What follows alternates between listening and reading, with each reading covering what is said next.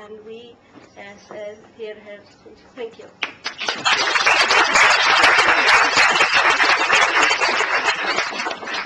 Well, yeah, okay. You think that it's worthwhile to be seen? I don't know. Well, I'm very grateful to be here, and I'm happy to be here, although my story will not be as emotional as that of Taslima, and I'm very grateful for that, for my own case, of course, because there's no need to be jealous of your case. I know that. I am an atheist, and that is the reason why I have difficulties to understand why people believe that a God, whatever his and mine, it's always his, never her, whatever his name is it written with capitals or not? Well, I wonder why that God would bother about how people dress.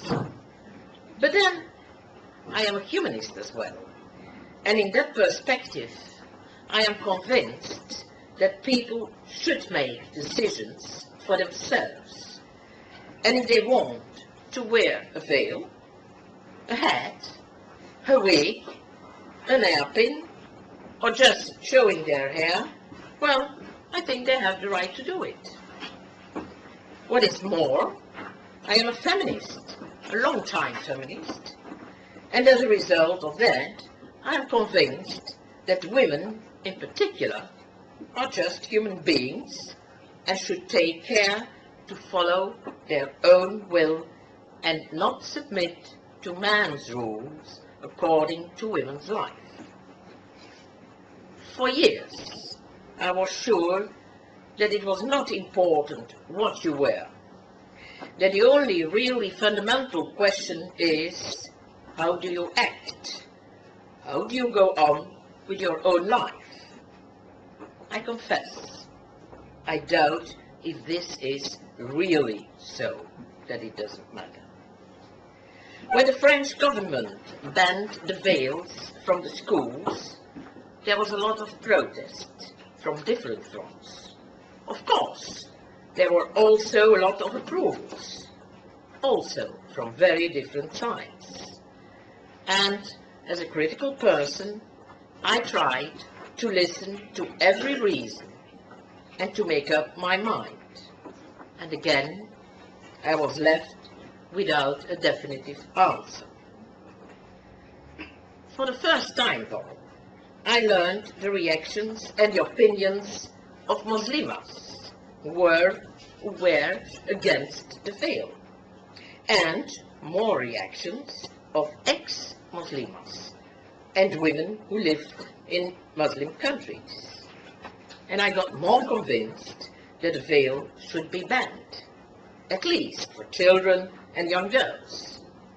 In theory, I still am convinced of that, but in practice, I'm still in doubt. It looks easier for grown-ups to judge them. And as I'm a Western woman, I think, and I reason, that grown-ups, they know what they do when they do wear a veil. Of course, this is not completely true. I mean, they know what they do, but one cannot underestimate social pressure, social control, and that can be very strong. When I started teaching at the end of the 60s, and that was in Belgium, that's not far from here, it was absolutely not done for female teachers to wear trousers while teaching.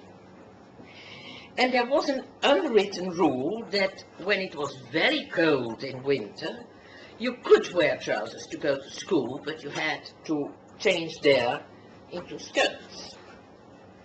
And we did. Even me did it. Although I was rather rebellious against establishment, but I did. But I remember very well until this day the first time that I didn't change, only not out of rebellion, but I simply forgot to bring my skirt. And I remember the comments of the school head and of some of my colleagues. And it was very unpleasant. But luckily, it was a time that a new generation of feminists stood up in the West. And they stood up for their rights, and they made it possible that we could dress as we wanted. What I want to say is that those trousers or that skirt were not important on itself, but they became a symbol of our own will. Nobody should tell us what we had to wear. I do agree, wearing a skirt was not a religious rule, but there was social pressure, and priests and other Catholics, and I must say that they were very, very strong in that time in my country. Well, those Catholics condemned the fact that women behaved in what they called a manly way. The veil is seen as an expression of faith.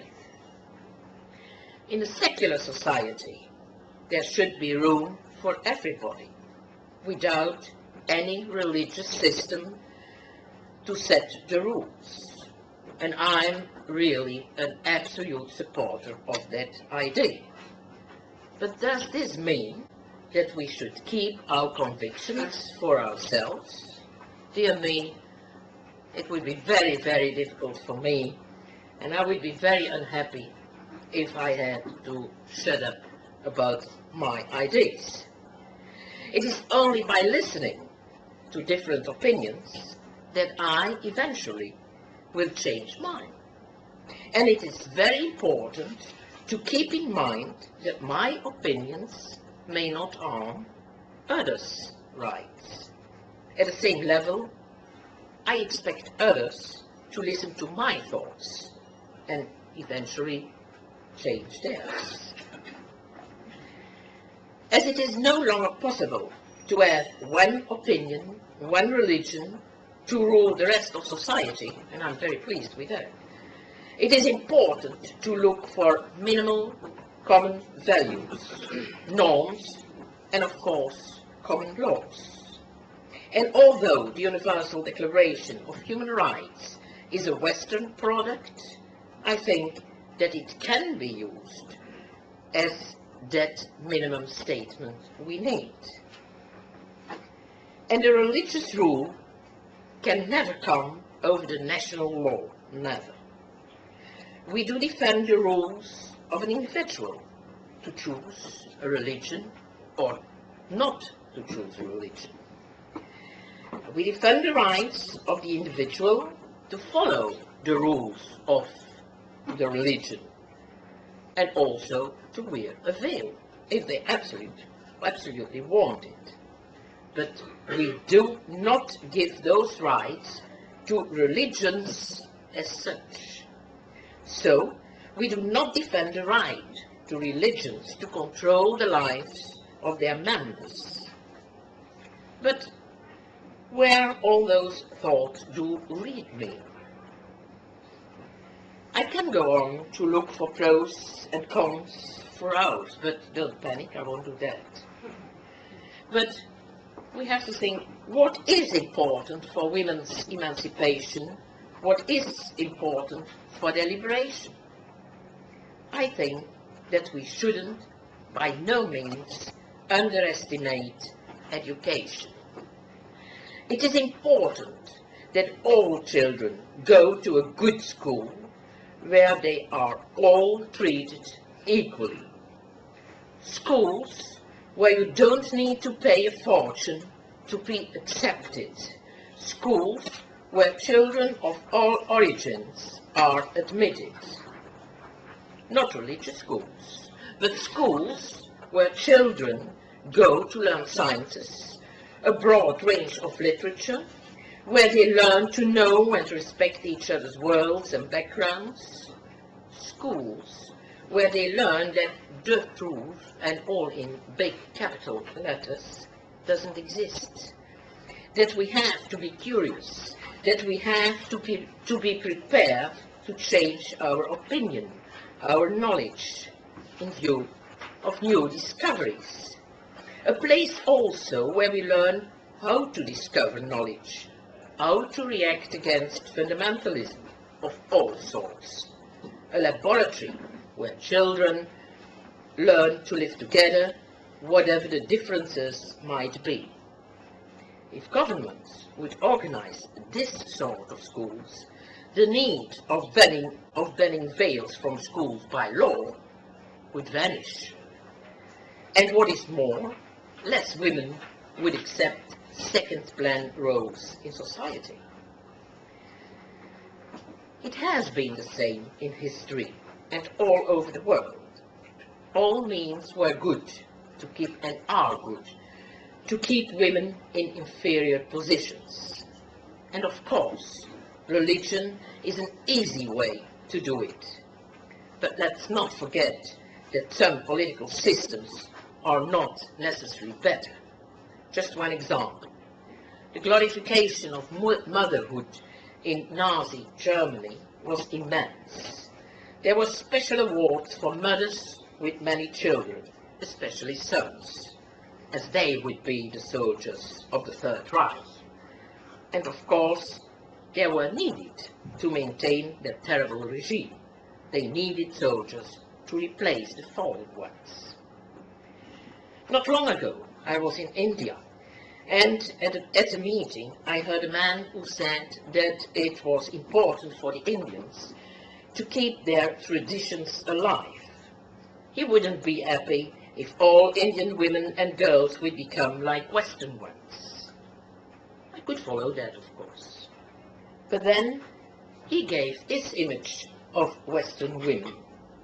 They wear short skirts and dance and sing in a bar. I told him that this image was not very accurate and tried to give a more realistic portrait. But at the same time, I defended the right for women and girls to wear short skirts and sing and dance even in bars if they wanted to. Afterwards, I realized that this was not the point. Indeed, the Indian man sat there in what we could call Western clothes. Well, he was telling Indian women that they should wear Indian saris.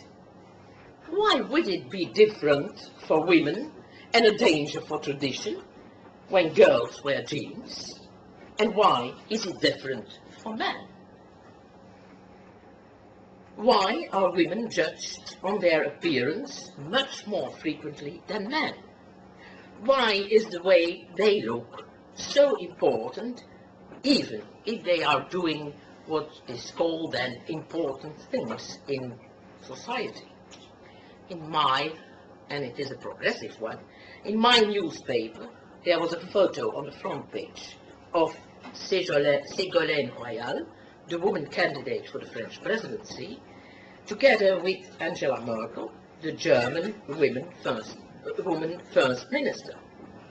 And the comment was not only that it was an important political meeting, but also that there was a big style difference between the two. And it was made clear that it was about how they looked and not about how they meted. I never read that under a photo of, say, Blair and Bush. As long as men are the leaders, not only in politics, but surely in religions, women will be suppressed. In all religions, women are considered as less than men. Sometimes, some women are worshipped because they are so good examples.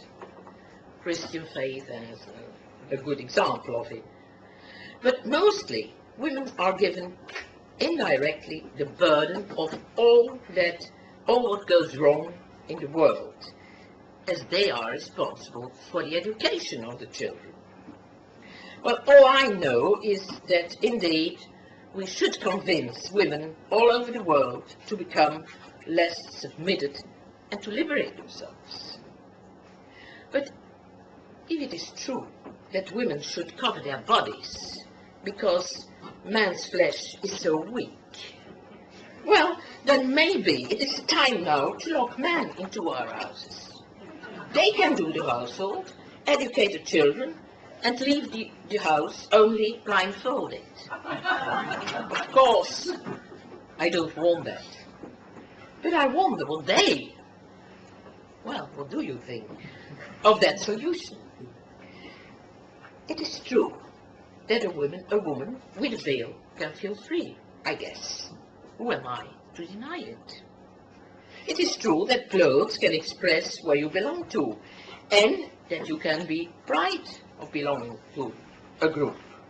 Ask English boys at Eton College what they think of wearing the same uniform as of an ordinary school, for instance.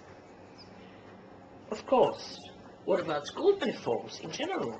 Aren't they cutting down the personality of youngsters? Isn't it important for them to search for an own style? Where is their autonomy? Where is the autonomy of the individual following the fashion? Where is the autonomy of people who wear the same sort of clothes to belong to a subgroup, to a peer group? What I want to say is that to wear the veil, as such, is not important. But it is the hidden agenda behind it which is dangerous, and women should be aware of it, of course. It is a symbol, and society has to help us to make real choices. It should provide all human beings with good education in a way that men and women can live together as equals. So indeed, the question is not to veil or not to veil. The question is, what are we going to do against inequality? Thank you.